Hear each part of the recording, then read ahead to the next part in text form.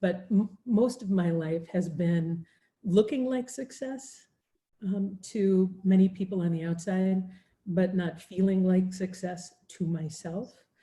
And so the journey that I've been on is really to recover who I am. And when I speak, I usually start out with, remember who you are, be who you are, share who you are, and that's what changes the world.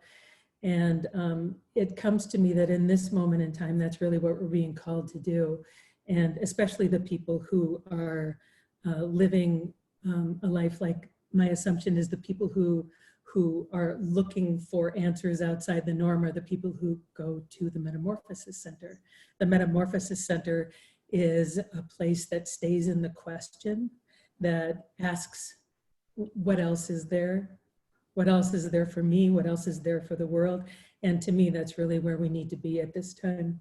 I do want to also begin by saying I have tremendous compassion for what's going on in the world. Like tremendous compassion. I understand how serious it is, how serious it feels. I understand the pain that so many people are going through right now.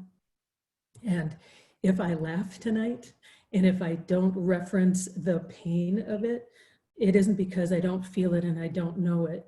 It's because that part of what we're going through right now is covered. It's covered by the people who can't feel anything but the pain right now. I mean, there are people who have lost others, you know, people who are close to them. There are people who are going through disease and sickness right now. There are all kinds of, that part of it is covered. And also the focus on the pain of it is covered. I used to work in the news industry for 17 years, and part of me would like to apologize for it because it's set up to look at what's wrong. It's not set up to say, you know, it's set up to have one cute story at the end of a newscast that'll maybe uplift you, but it's there to say, what's wrong? Look at what's wrong. Oh, that's really wrong over there.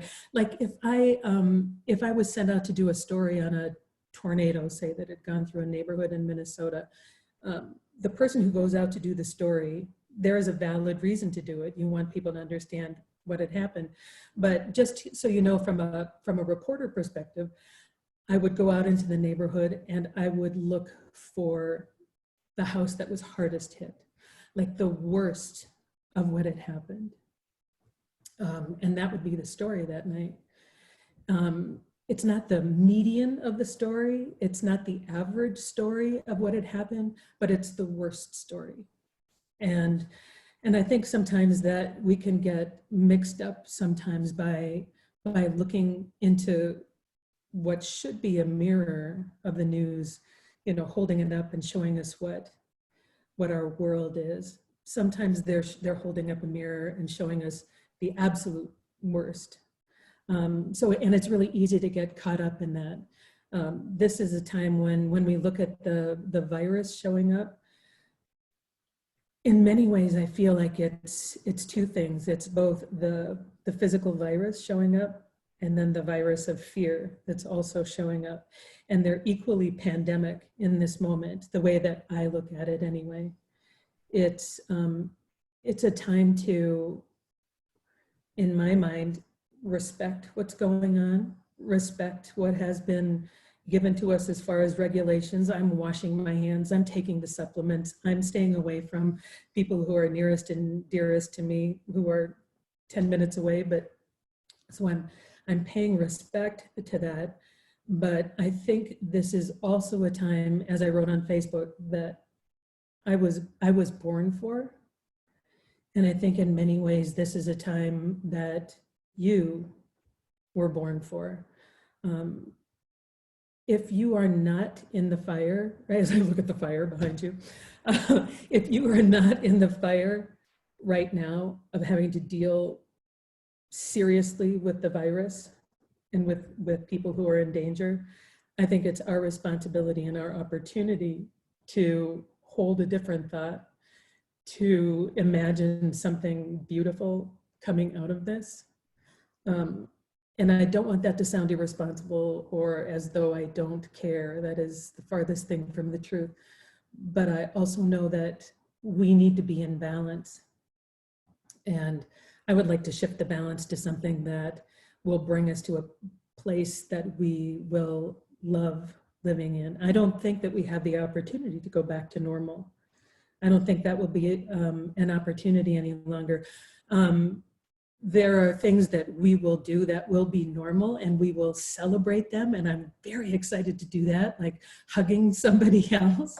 I will be hugging somebody else, so watch out. Hugging is kind of like that's kind of like the way I communicate with other people. So that's been hard for me. My husband's been hugged a lot.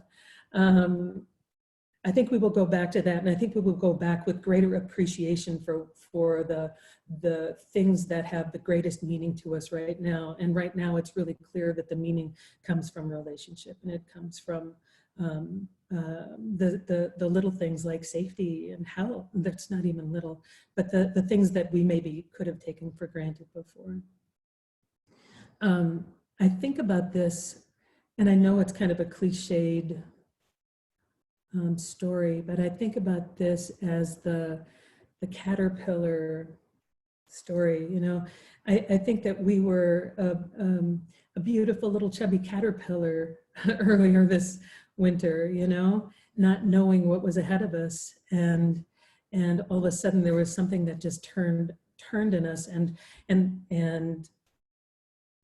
we are now, in my mind, in that space where the caterpillar has turned into the chrysalis, the cocoon. And what happens then, I'm certain you know, but the caterpillar, which had, you know, little legs and eyes and a mouth and all those, you know, it had all these little parts. It becomes the chrysalis, and then it becomes just an indefinable glob of, you know, protoplasm. I don't know, that's probably not the right scientific word, but it's what comes to mind. It's nothing recognizable in there, nothing that you could see that would identify as the caterpillar. And that's where I think we feel we are, I feel that we are right now, where we're in this space where it's like our reality doesn't feel like our old reality anymore, but I don't know what I'm about to become. I can't really see into the future.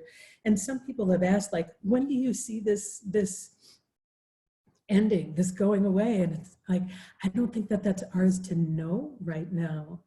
But I do think that we have a responsibility, and especially to people, as I would say in this group, who are thinking beyond the structures of this world. The little pieces inside the guck, inside the chrysalis, there are little signaling cells in there.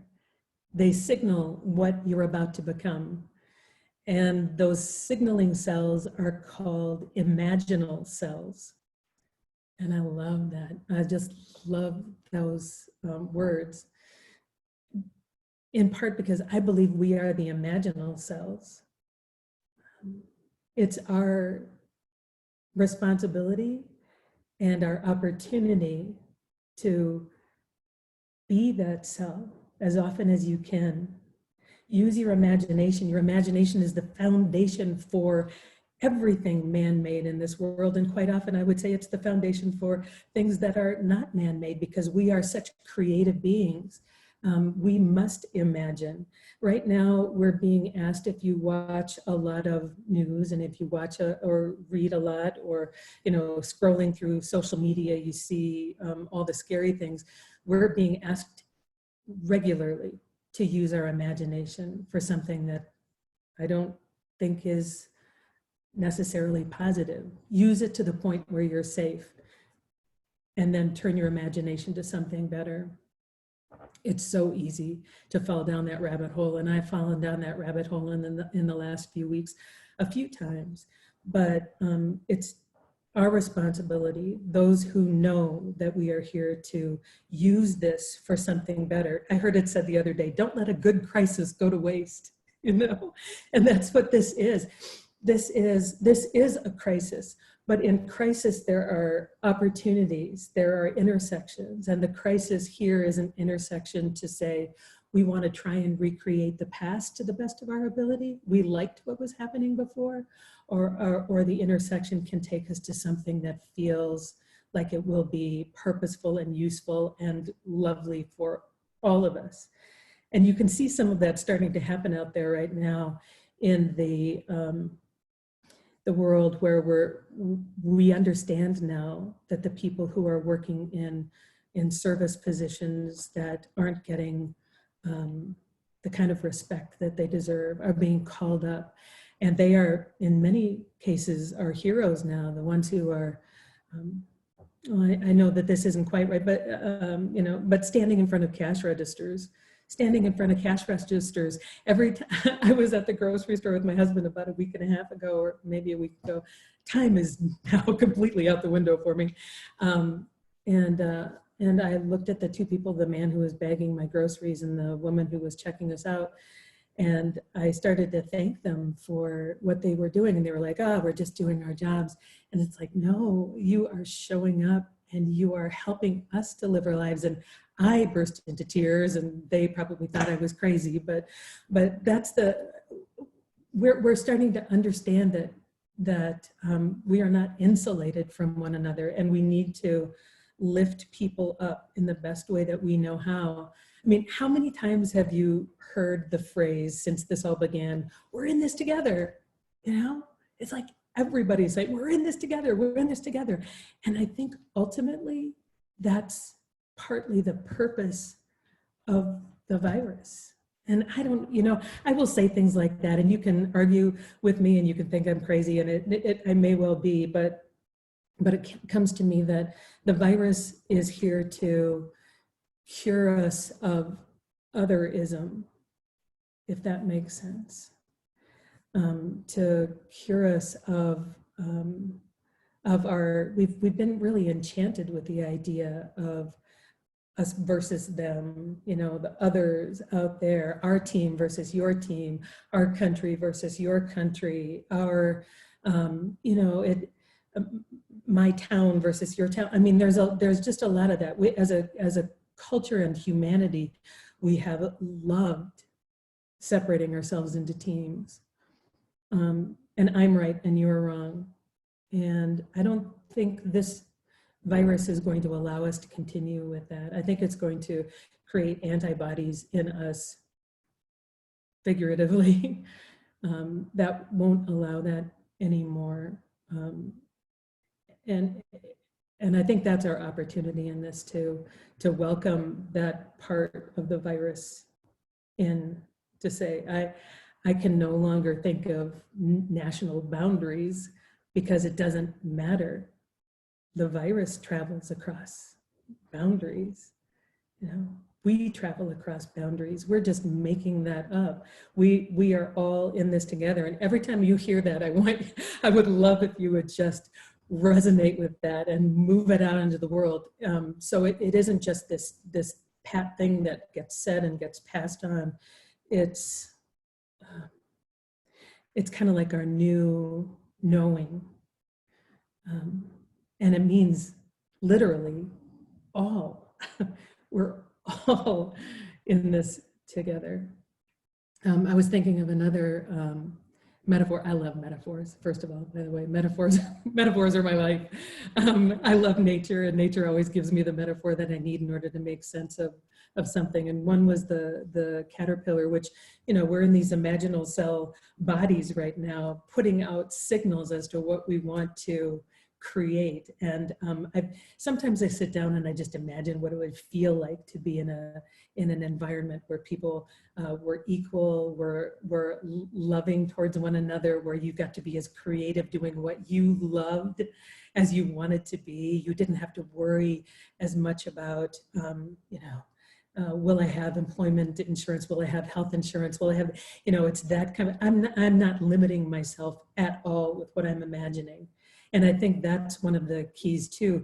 Don't imagine based on what was, on the normal that we have left behind.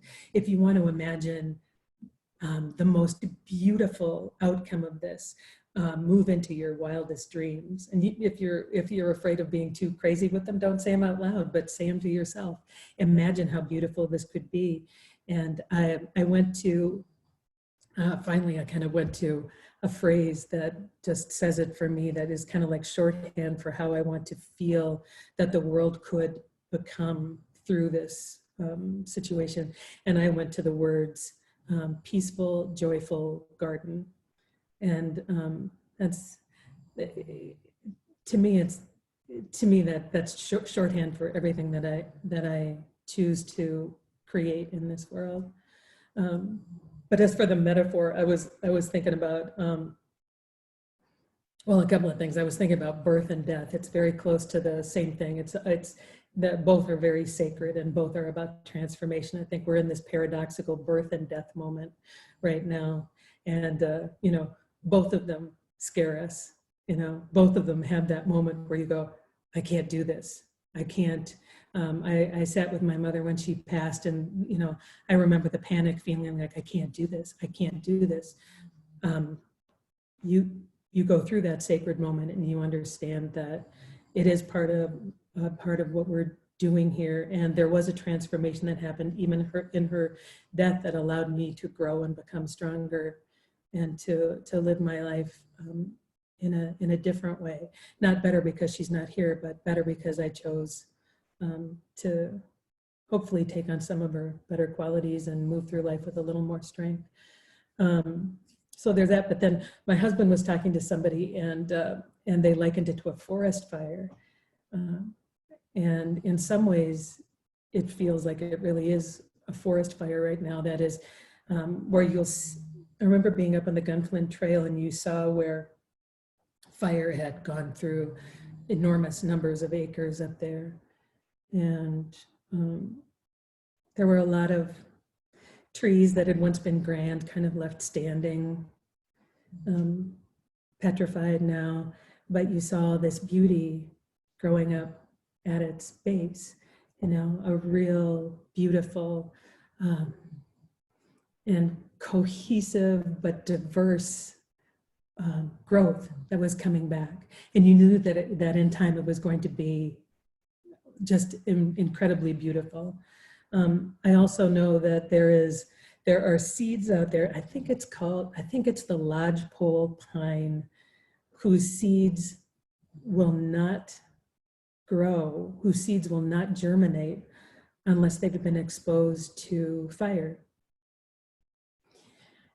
And so in some ways, I think that's also a great metaphor for what we're going through right now.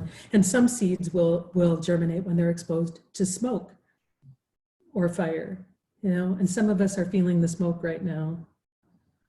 And we have the ability to germinate. I don't want to wait for the fire. I'd rather germinate with the smoke. So that's I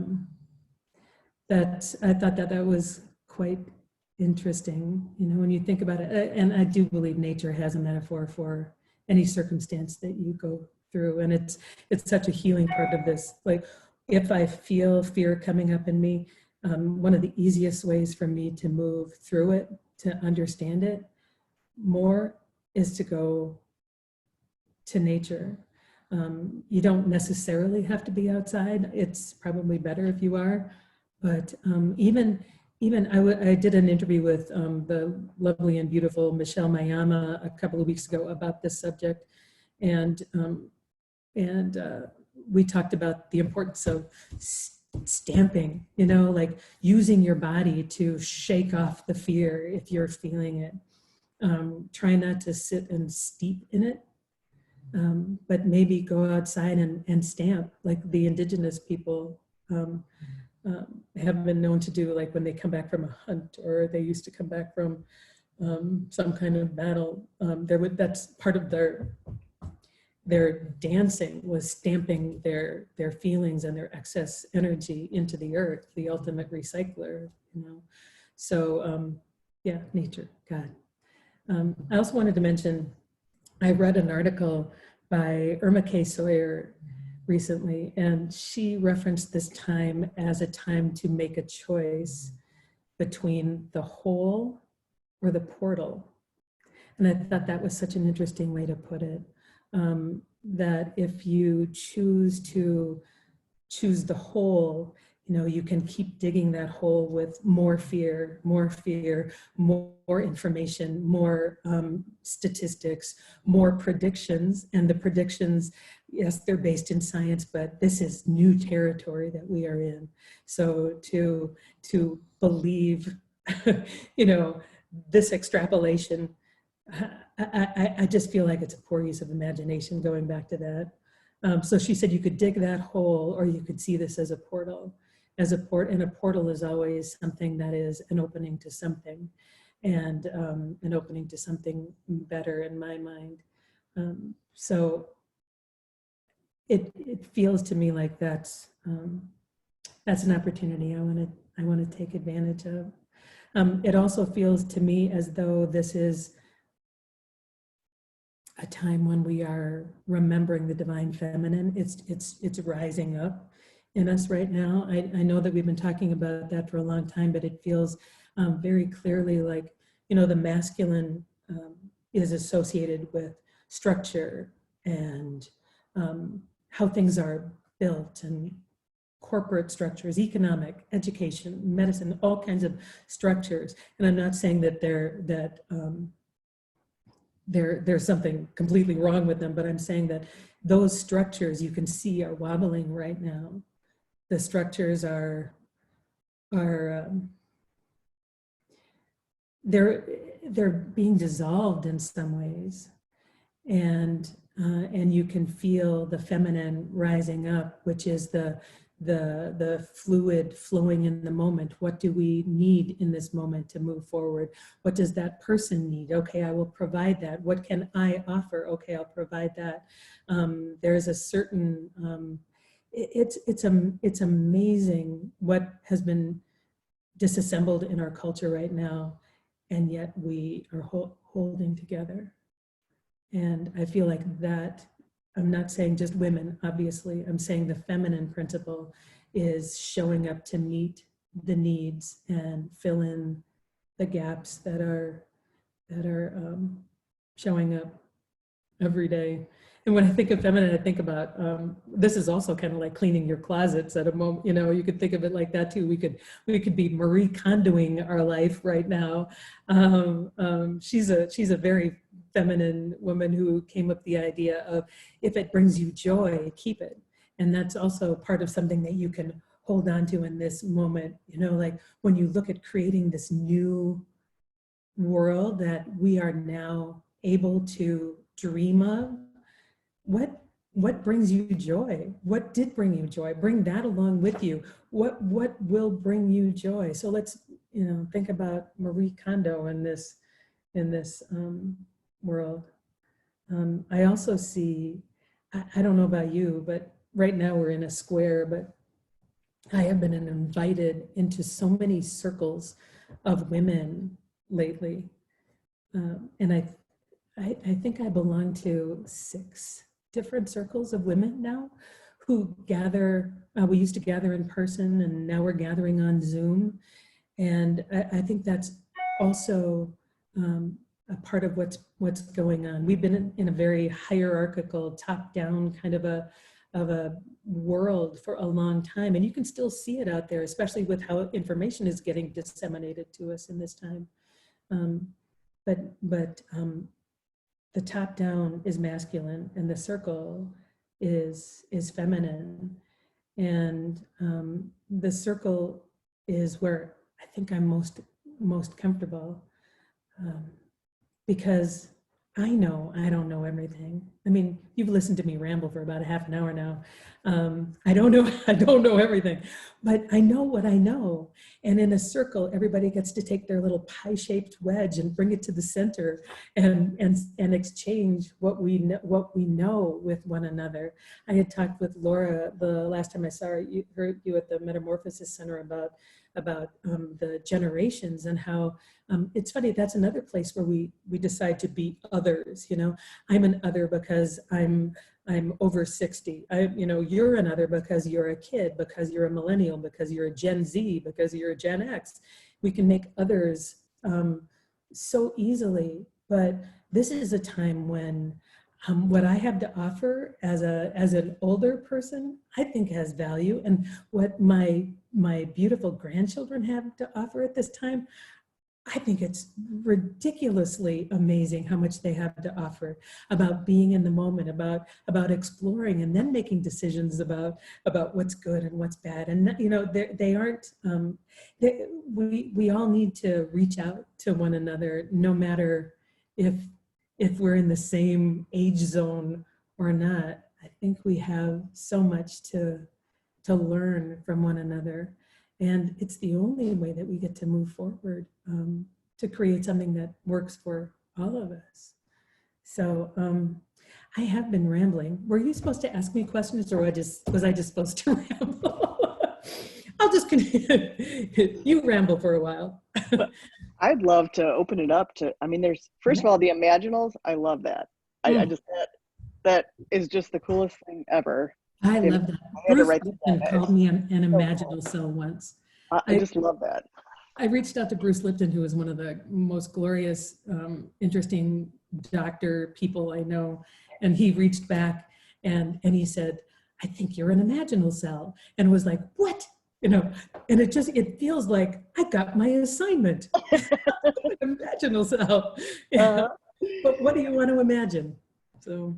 Yes, yeah. and I'd love to open it up on just to have anyone on the call that wants to comment or add anything to the conversation too, if you're open to that. I am monitoring the chat, and people are just saying they're resonating with what you're saying. Oh, good. But well, while you guys are thinking, let me just, I started out with Be Who You Are, and I never went back to it. I think that's one of the opportunities in this moment too, is to, the opportunity is to go within. You know, we're isolated and we're not distracted, or we can still distract ourselves pretty easily with, you know, phones and laptops and stuff like that. But the opportunity is there to question, who am I really? Am I the compilation of all the things that have been told to me about who I am, or all the things that I have been taught how to do, whether it's a skill set that works at work or at home or whatever? It's like, I think it's the most beautiful opportunity to remember who you are at your divine essence. And at your divine essence, you are divine. You know, it's like, it's a journey that I've been on my whole life. My guess is you've been on it your whole life. And just to remind you, Laura, and I know you won't forget because you're so organized, much more than I, but I did put together a bunch of questions that are just a starting point for you to just sit with. Questions like, describe your childhood home in a few words. What did you dream of being when you were growing up? And how is that dream present in your life? And what are some of your magnificent skills? And how would you want to be described if you wanted someone to, you know, even if you weren't shy about it?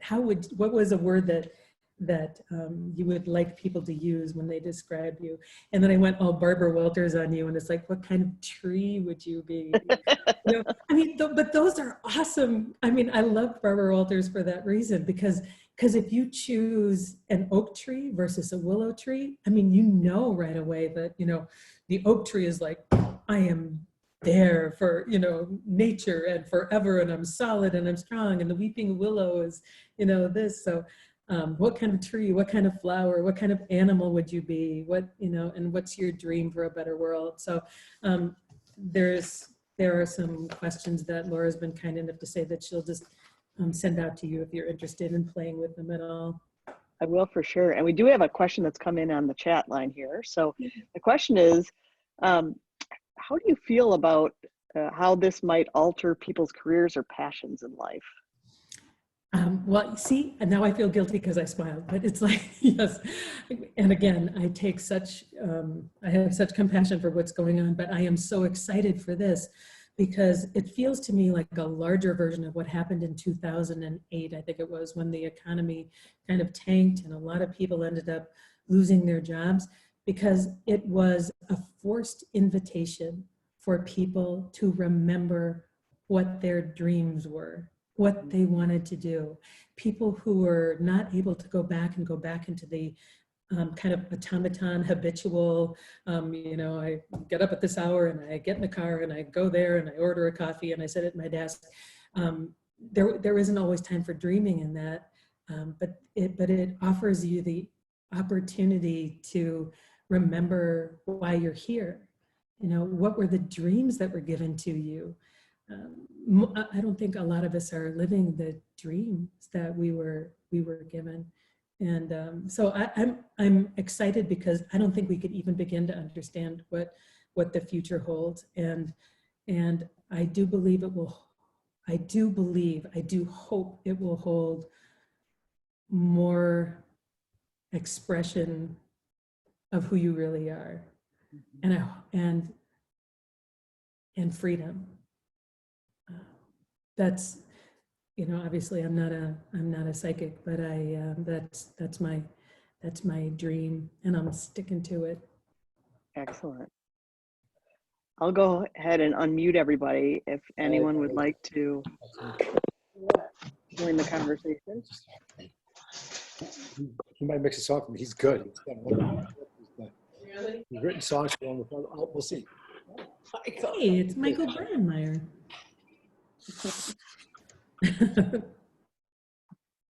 So maybe I won't unmute everybody because it sounds like there's some conversation, which is fine too. But you can unmute yourself in the bottom left-hand corner of your screen, or if you have a flip phone, if you scroll yourself left or right. So is there anyone else that would like to add or comment on anything that's been shared? I have a question. Oh, sure. Go ahead, Mara. So I very strongly resonate with what you've been saying, Joan, particularly what do you want to imagine, right? That's, I mean, forever, ever since I was a little kid, I thought we need to live in a world like Star Trek. Where everybody just does whatever their God-given talents and interests are, and there's no salary and no money and no nothing, but it all works. Yeah. And I know that that's only accomplished when you focus on it and you share that kind of vibration or wave with everybody else.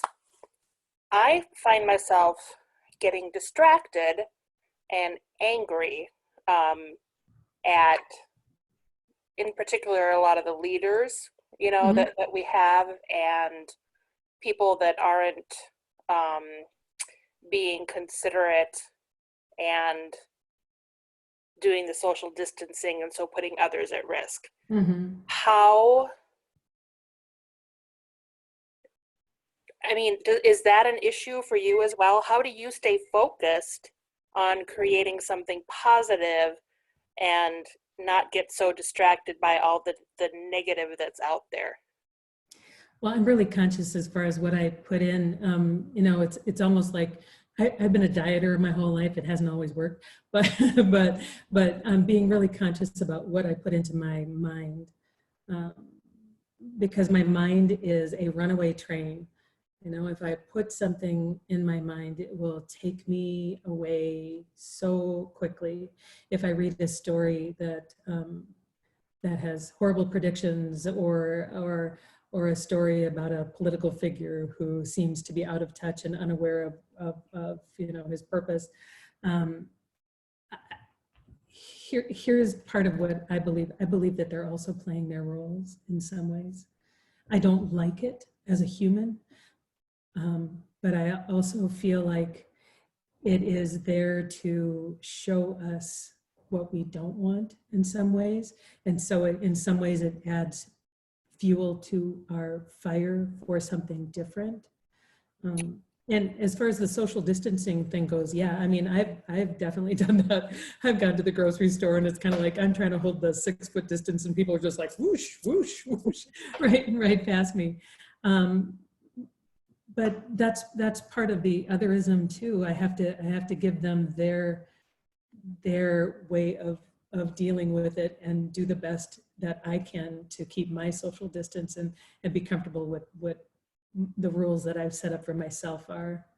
Yeah, it's so easy to judge other people. It's one of our favorite pastimes, and we've really fallen into it with social media really easily. So it's something that, I mean, it feels like you have to be working at it. Consciousness is the first thing that comes to my mind. If you're aware that is what takes you down the rabbit hole, then try to stay away from the rabbit hole.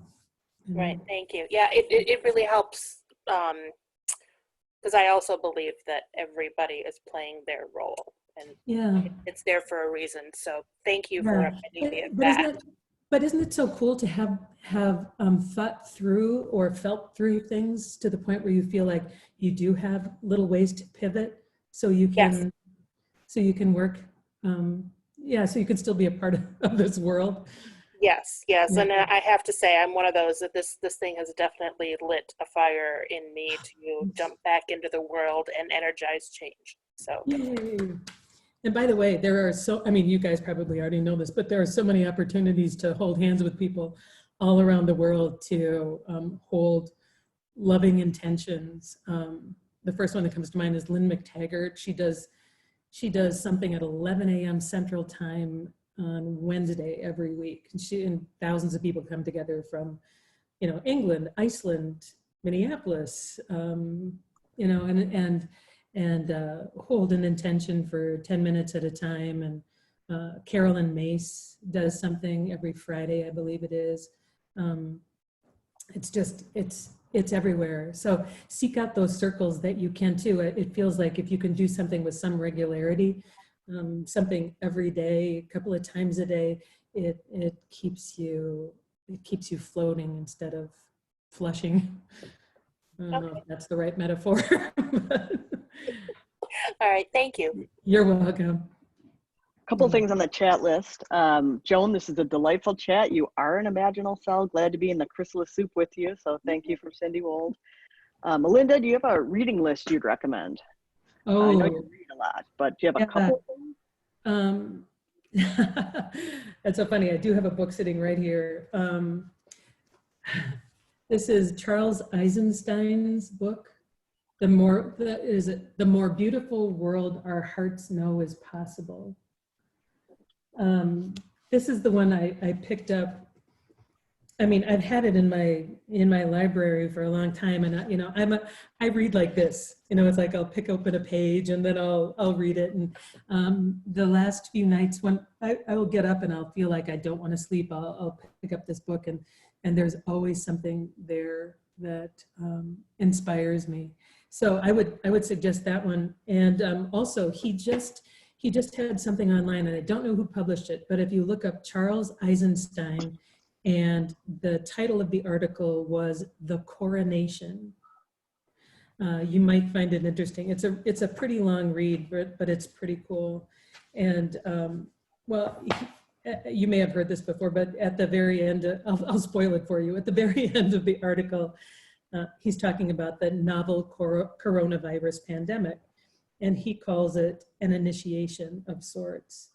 And he translates it into the novel coronavirus pandemic. He translates it into a new coronation for all.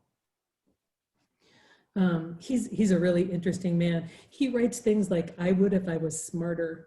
This is so, I think he's a Harvard math and philosophy graduate or something like that. But there's actually a part in here that if you don't mind, is it okay if I read something from it? Absolutely. Mm-hmm. Glasses, there they are. And he calls, this was written in 2013. He calls this time that we're in right now, he calls it the space between stories. And I thought that was kind of an interesting way to look at it. He says, do not be afraid of the empty place. It is the source we must return to if we are to be free of the stories and habits that entrap us. If we are stuck and do not choose to visit the empty place, eventually we will end up there anyway. You may be familiar with this process on a personal level. The old world falls apart, but the new has not emerged. Everything that once seemed permanent and real is revealed as a kind of hallucination. You don't know what to think, what to do. You don't know what anything means anymore. The life trajectory you had plotted out seems absurd, and you can't imagine another one. Everything is uncertain. Your time frame shrinks from years to this month, this week, today, maybe even to the present moment. Without the mirage of order that once seemed to protect you and filter reality, you feel naked and vulnerable, but also a kind of freedom.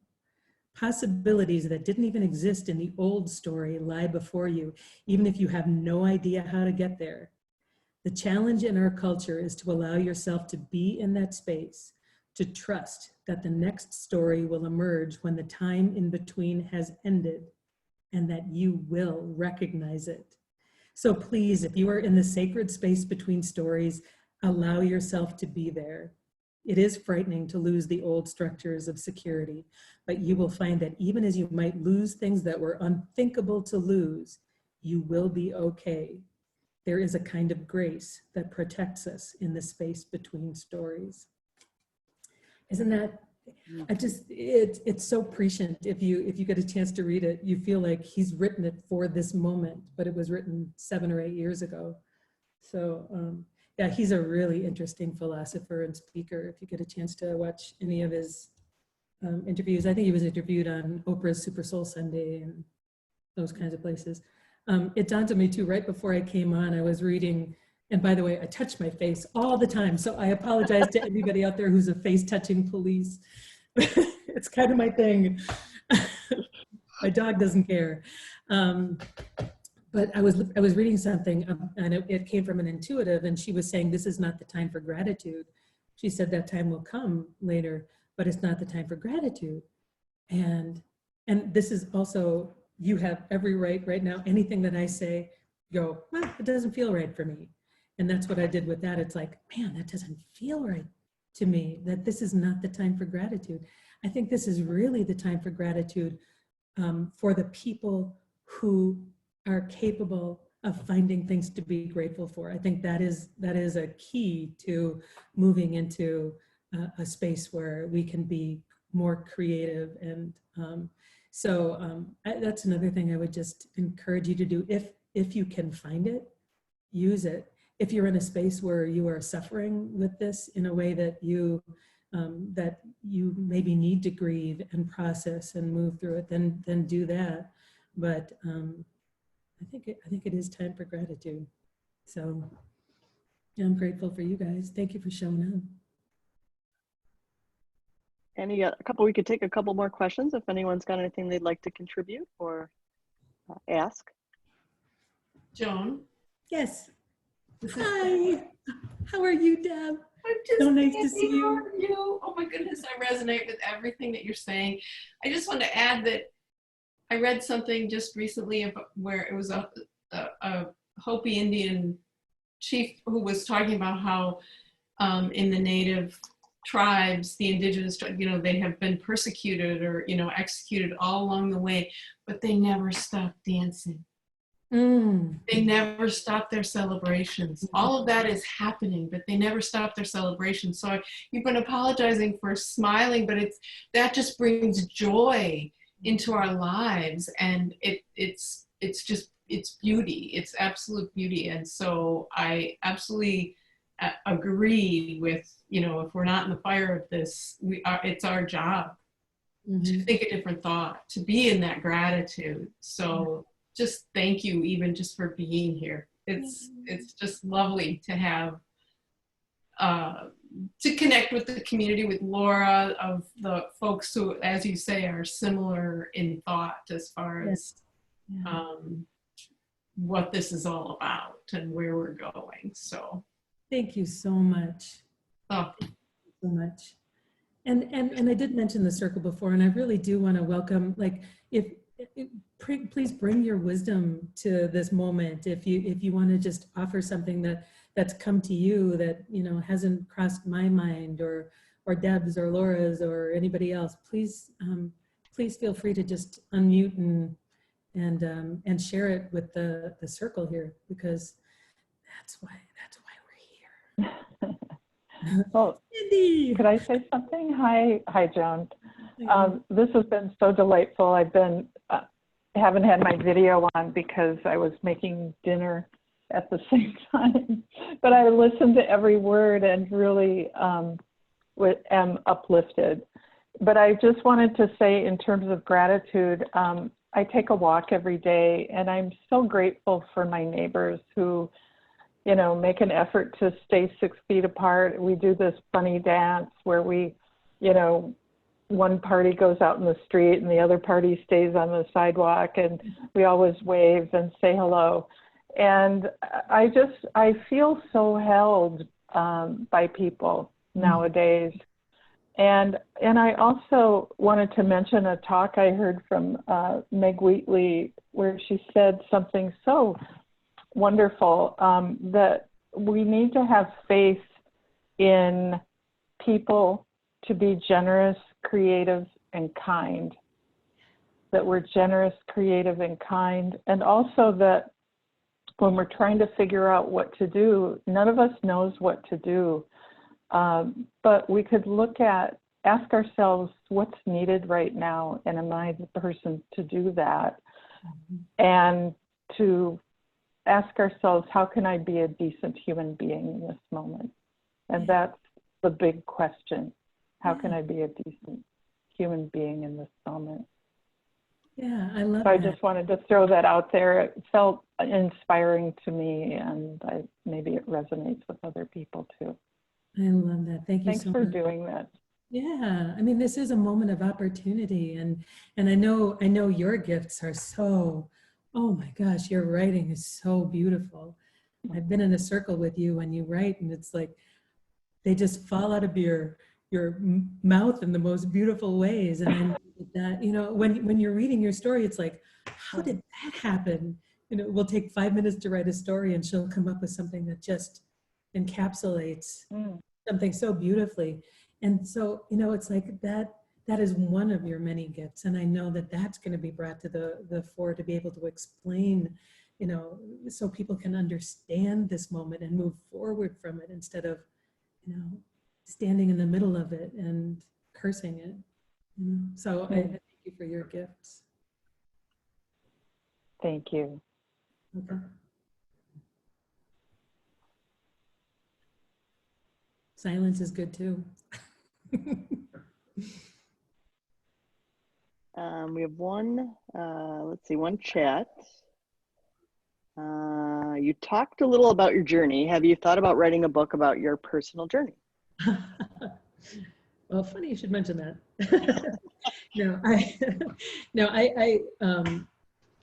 I haven't written a detailed book about it, but I do have, I mean, I wrote a metaphorical book about it.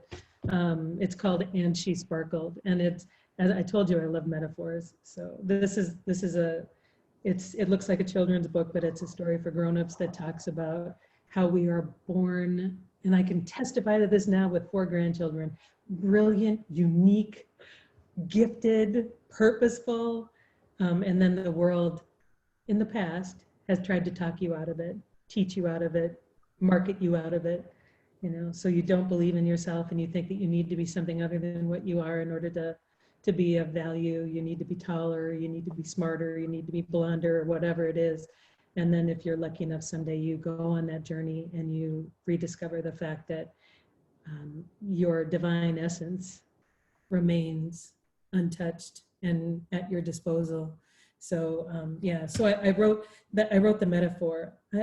I'm not very good at long form stories. I get bored with myself pretty quickly. So you'll find, like, online on Facebook, I'll write things, but it's usually I always go for the simplest. I'm a distiller by nature. I try to distill things. I was gonna mention this too. This is another book that I wrote. It's called Peace In, Peace Out, and it's never done very well. Sorry to my publishers.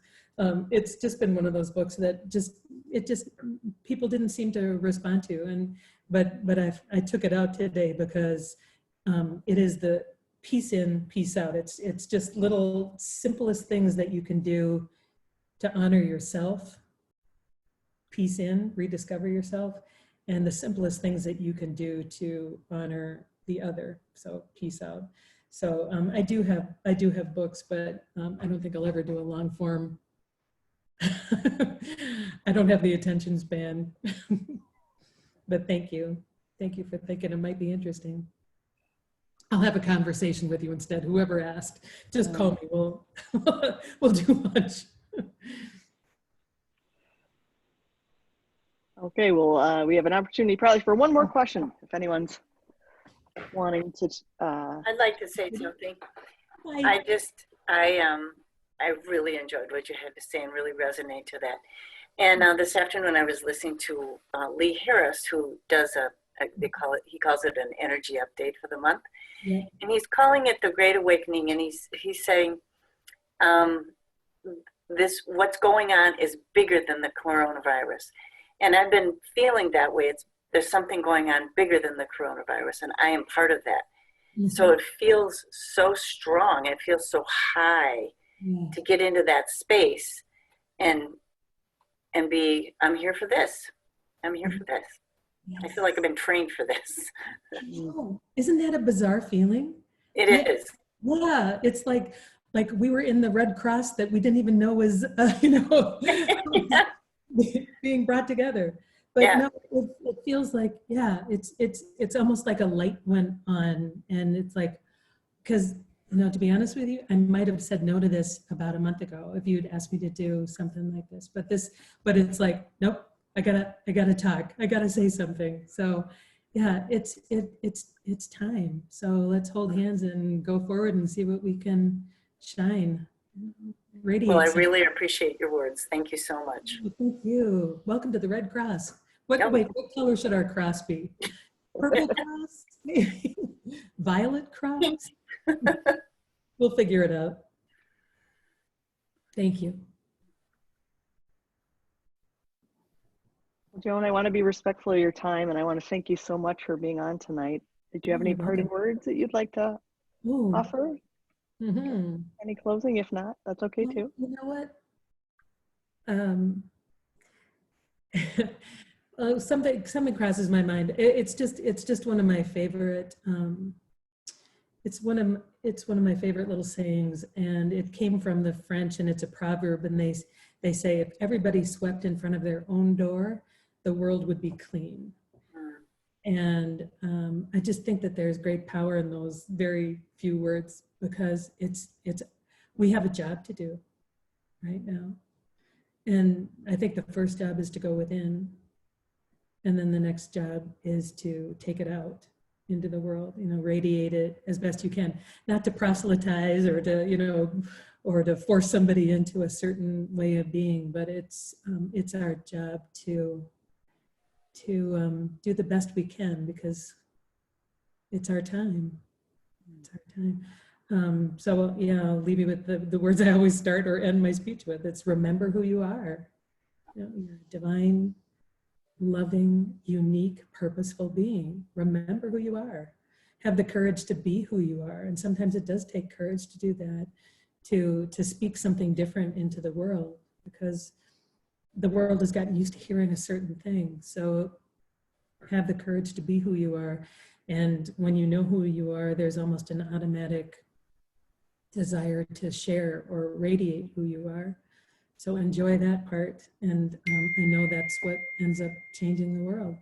So let's be imaginal selves together. I'm all in. Thank awesome. You so much. We'll get t-shirts and everything. Yeah. I'm an imaginal self. Thank you both. Oh, you're welcome. Thank you, Joan. Thank you so Joan. much. Thank you. Thanks everybody for being on. We'll be back tomorrow night with meditations on psychic development, 7 o'clock. And I will send out Joan's list of questions probably first thing tomorrow morning. And I took some notes here, and I've got the author and the book and how you can get her book. So I'll send all that together in a nice little organized email for you. And don't forget Good Night Grown Up if you're having a hard time sleeping. Oh yes, Good Night Grown Up. Thank you. Yeah. I'll put everybody to sleep. Thanks, Joan. Much love. Bye.